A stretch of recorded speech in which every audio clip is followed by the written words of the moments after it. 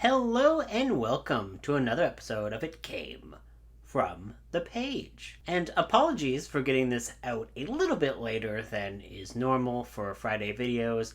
They were doing a whole bunch of construction today right outside my building, so it would not have been possible to do any recording earlier than now. But I did decide to kind of do a little bit more reading too before I got to this. So this is going to be my quote-unquote wrap-up for week 2 of GARBAugust. And I probably should not have done an update on Tuesday because it was some of the only stuff I got read this week. I did not get as much read at all that I was hoping to this week. And mainly it's because I made some last minute switches and they ended up being a little bit longer of books than I was expecting. So let's just get started and talk about that. So I decided to do 2 nonfiction books to end off my I was intending to make it like the middle of the week, do 2 nonfiction books and then do 2 more books that I had planned, but I had to put some of those other books that I was planning on the back burner, so I'm just going to talk about 2 nonfiction books. The first nonfiction book, so I guess what's funny is this week was for vintage trash released for 1980. Well, I only read books from the 70s, so I don't know why. I don't know why I was in the 70s mood, but it just ended up that way. But first off, I did read The Search for Bigfoot. And this is an amazing, look at the back of this. Bigfoot lives. Actually, very funny. Looking at the other book, I might as well reveal it right now, is The Creation of Dino De Laurentiis' King Kong, which is another nonfiction book. And if you look, they kind of have the exact same, very large red font talking about what they are about. So you have King Kong Returns and Bigfoot Lives. But anyways, let's start out with Bigfoot Lives. Hilariously enough, this is The Search for Bigfoot, Monster, Myth, or Man by Peter Byrne. Now this is, you might be asking, what? A trash book? Nonfiction book? Although if you see the title, you probably would understand why. Cryptozoology is almost always put into the category of being trashy. Even by scientists, it's just, if you study cryptozoology or take it in any way seriously, you are labeled a kook and you are set into the trash bins of history.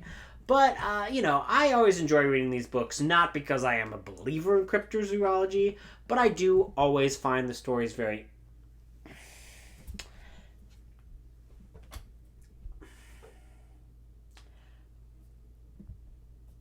Yes, Loomis. Can you stop this, Loomis?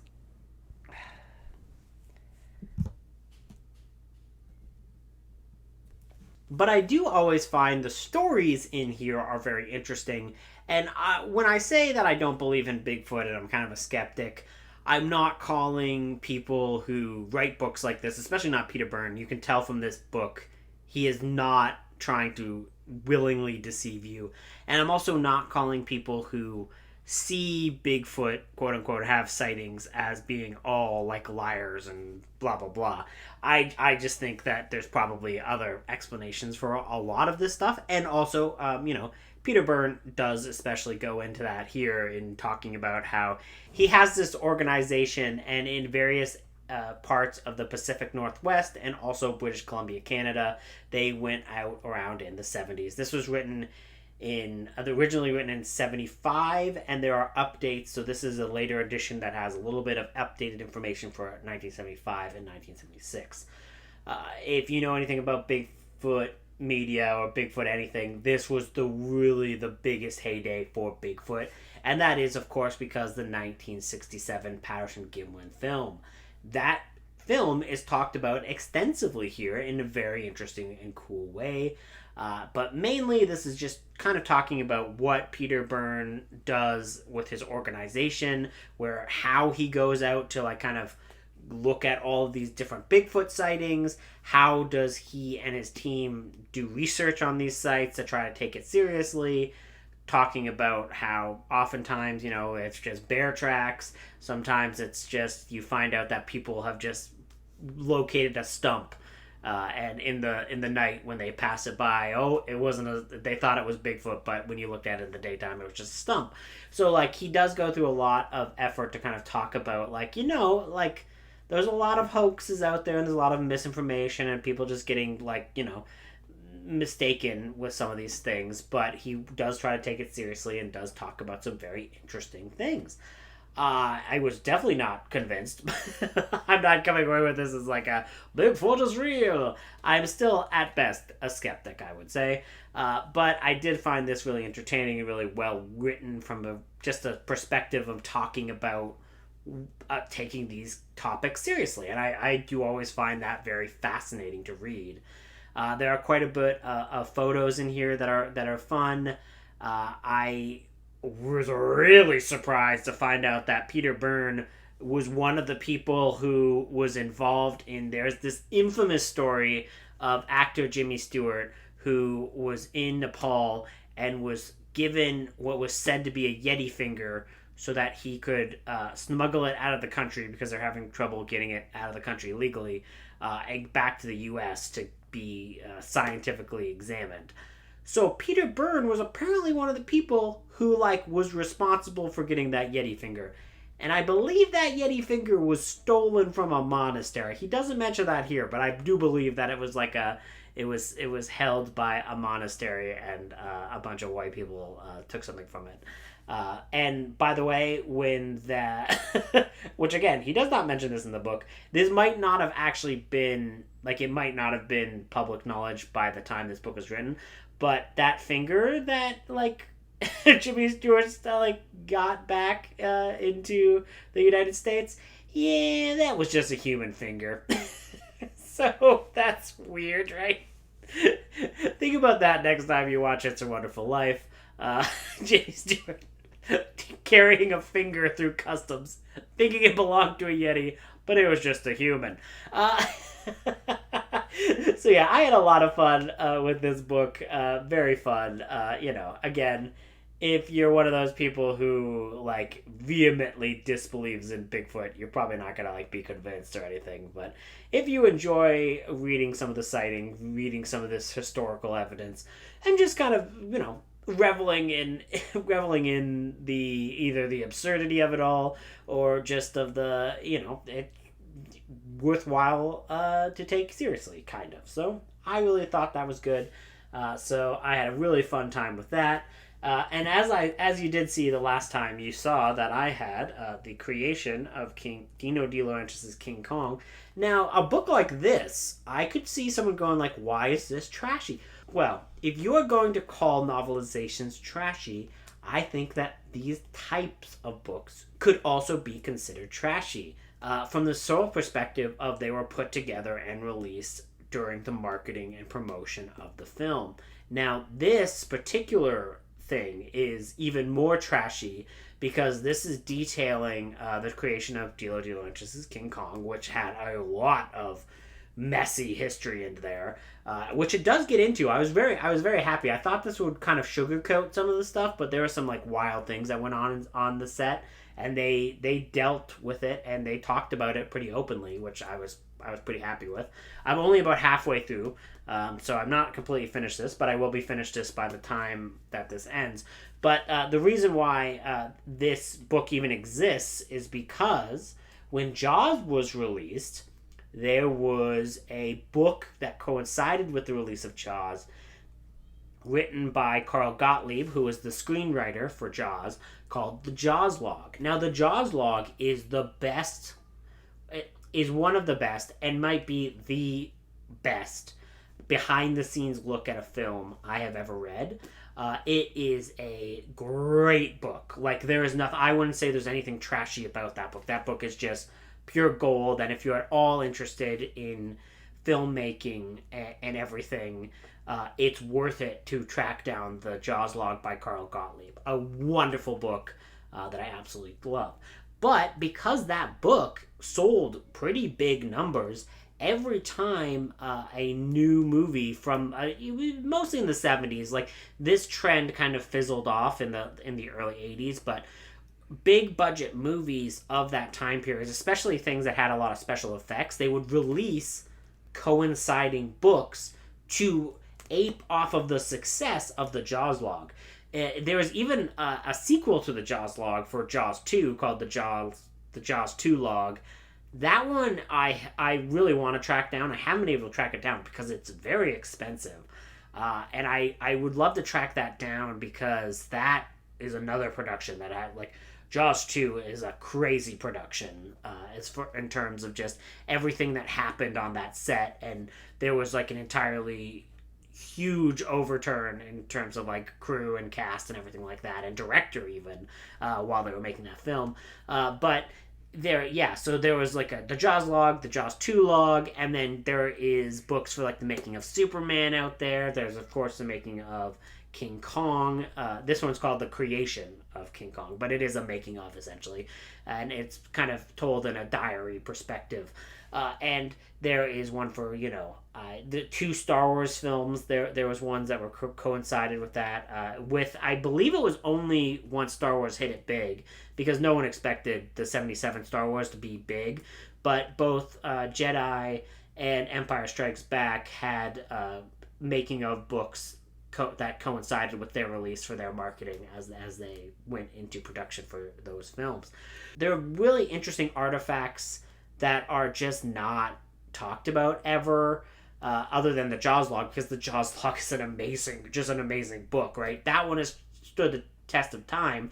The others have kind of just been forgotten, and it's because they were kind of using the success of Jaws log to kind of like ape off of that. It's a King Kong. And and they have just kind of been lost to time, and they're just very interesting cultural artifacts because there's none of so I've read books on the making of King Kong 76, but they're written like in the 2000s with a whole bunch of hindsight and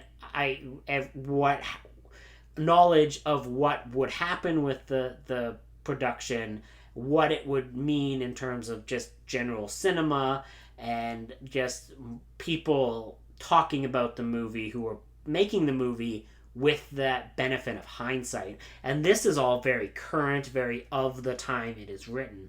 So it makes it a very unique cultural artifact in that way.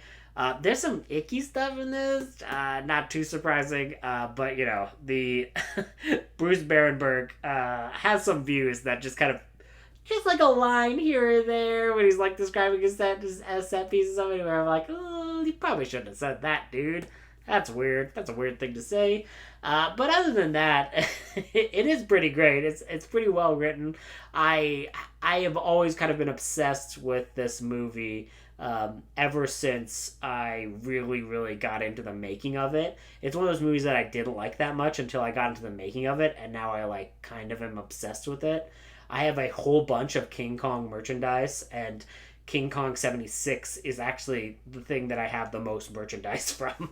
So I will again show that off one day. But also one of the fun things about this is that this is something that will kind of educate you on why the most important movie novelization of all time is King Kong from 1932, because back in the production of this film, both Universal and Dino De Laurentiis with Paramount were at the same time creating a King Kong movie. Totally different King Kong movies. Essentially what happened was Dino De Laurentiis and Sid Sheinberg, who is one of the people involved in Universal, they both thought that they had and obtained the rights to remake King Kong. It turned out that Universal's thing was only a verbal contract, where Dino De Laurentiis' was like a written contract. So for the longest time, Universal was super pissed about this and super mad that they were making a King Kong when they're like, we should be making the King Kong. We have the rights to do it.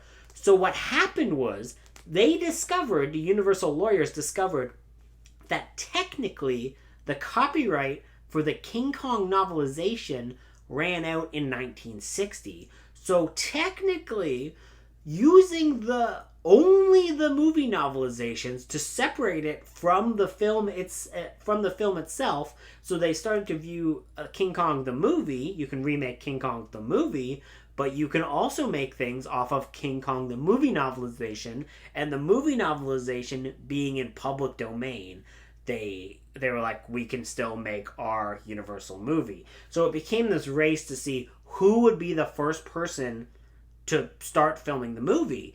And they were all in pre-production, and Dino De Laurentiis just kind of rushed to put the first actual film to a version of King Kong. And essentially, everyone was like, yeah, the marketplace could not do or handle two King Kong films from two major studios. So basically, whoever started first, the other one would fold. But because of all of the legal proceedings that happened because of, Universal wanting to make their version of King Kong, suddenly there was court evidence that the movie novelization was in public domain. Now, there's a number of cases throughout the years dealing with King Kong. King Kong has a very, very complicated legal history. The King Kong movie novelization from 1932 by Delos W. Lovelace is in public domain. Now, you can't just reprint that because the publishing rights for all of King Kong still belong to the Marion C. Cooper Foundation. So it's in public domain, but you can't not just anyone can reprint the novelization of King Kong. You have to have permission from the Marion C. Cooper estate. But because the movie novelization is in public domain, and there's a whole bunch of court proceedings proving it, there have been quite a few quote-unquote unofficial King Kong films and King Kong properties and King Kong television shows and all of this stuff that was made based off of the novelization and not the original film. There are a few little differences where if you're a trained King Kong scholar, you can kind of tell what they're based off of. But yeah, so this novelization became the most important novelization in history because of this court case, because of King Kong 76. So there's a whole bunch of reasons why I think it really the creation of King Kong does fit into that little trash oeuvre there. So it is a very important film, and it also gave me an excuse to talk about the most important movie novelization of all time. That might be a video for another time, although I think I kind of just made that video here too. Alright guys, I would love to hear what you guys have been reading. Did you guys read any nonfiction? Can nonfiction be trashy? Am I completely off base by talking about nonfiction in a GARBAugust? I would leave that up to you. Hope you guys have a good day and are reading good stuff. Goodbye.